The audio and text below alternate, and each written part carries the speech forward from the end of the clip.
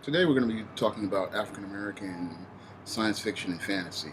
Usually, when you see science fiction and fantasy books, movies, comics, most of the characters you see in these films are usually white and mostly male. And growing up with comic books and science fiction and fantasy like Star Trek and Star Wars, I kind of noticed that most of the characters were white and male. And as a kid, as an African American, I wanted to see more African Americans in the lead roles and playing the main characters in these types of stories. And when I would go to the store, I would very rarely ever see a black character. Usually the black characters, they were like ancillary or they were in minor roles. Then in the 90s, there was the Milestone comic book line, but that didn't last too long. There was the Icon, Hardware, Static. They were really good characters, really good stories. And that was one of the reasons that inspired me to start writing professionally. I saw those guys, Ray McDuffie, Dennis Cowan, and all those guys doing those great comics, and that inspired me to go out and start writing my own stories.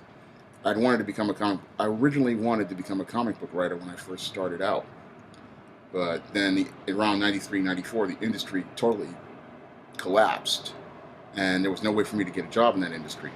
So I switched over and started writing novels instead. And as I started writing novels, I started with contemporary fiction, then I switched over to fantasy, and that's really been a good fit for me. It's a really good genre, really good place to write stories, and it was a lot of fun writing stories in the African American fantasy genre. A lot of people see it as a speculative market, but I see it more as one of the next big markets in African American fiction because really people need to start really thinking outside the box. Long term, I see the African American fantasy market is going to be big because African Americans really have to start thinking outside the box if they're going to compete in a global marketplace when it comes to storytelling for film and in literature. I mean, this is the stuff that's going to really sell, especially to international buyers and in the foreign markets. The standard hood movie is just not going to cut it anymore. You're going to need a story with a little bit more. You're going to need a story with a little bit more punch, a little bit more flair, and a little bit more style. And when I started writing African American fantasy, it was back in 1999. Came up with the concept. It was originally supposed to be a comic book. It was supposed to be about the Egyptian gods. It was called Isis, and I originally put it together originally to be planned for a comic book. But as I was writing it, it snowballed into it. It became its own thing, and snowballed into its own story. And it really worked better in a literary sense than in a comic book sense.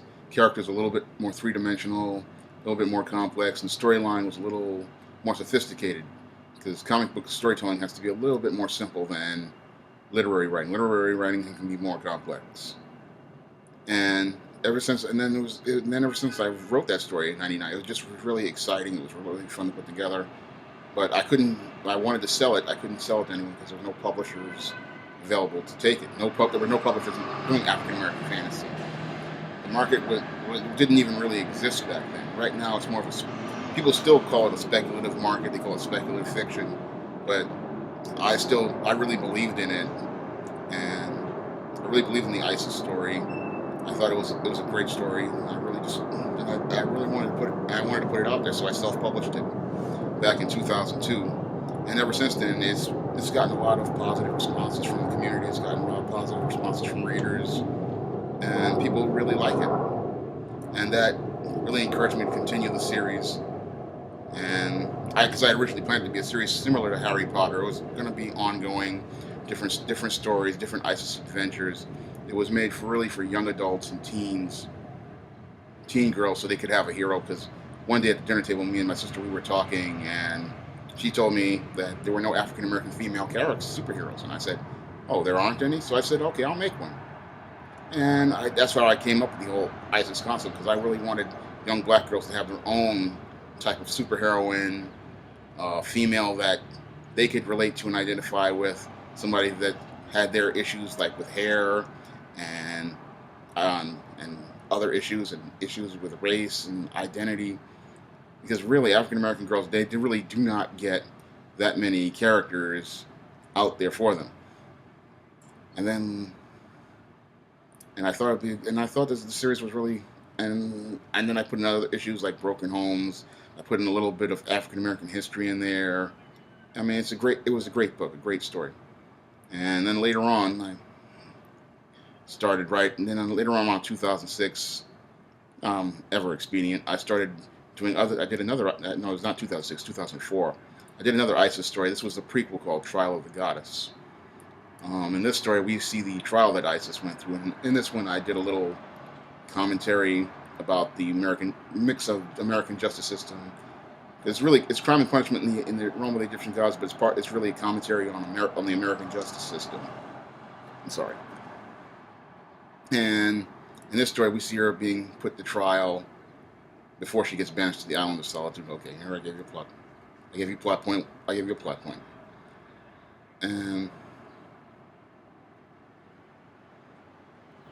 then I continued on around 2006 with a new fantasy story. This one's more of a Christian themed story. It's called The Temptation of John Haynes. This one it's sort of like a mix of, I would have to say it's like Ghostbusters. It's more comical, it's more contemporary, it's more modern. It's about how the devil is trying to tempt this good black guy and try to get him to make this compromise.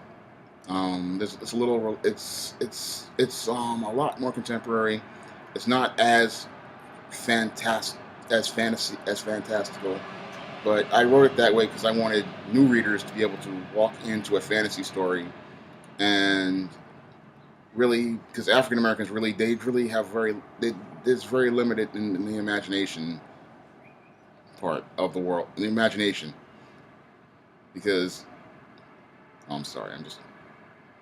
African Americans really have limited imagination, so I really want to keep it really simple, really easy to follow. So this one it did very well. It's critically acclaimed. It got 5 stars from 2 book clubs, and it got 5 stars from several readers. People really like this story. They can follow it. They can identify with the characters. It was really a great story. But I really think African American fantasy is going to be one of the next big markets in fiction, and it's also going to be one of the next big markets in movies. I think it's going to be one of the only ways we're going to be able to get good African American films in the next 5 to 10 years, because really the smaller, more contemporary black films, they're not going to sell in the international marketplace. What's going to sell what sells right now is the fantasy, the animation, and we really, as African Americans, really have to start thinking out of the box.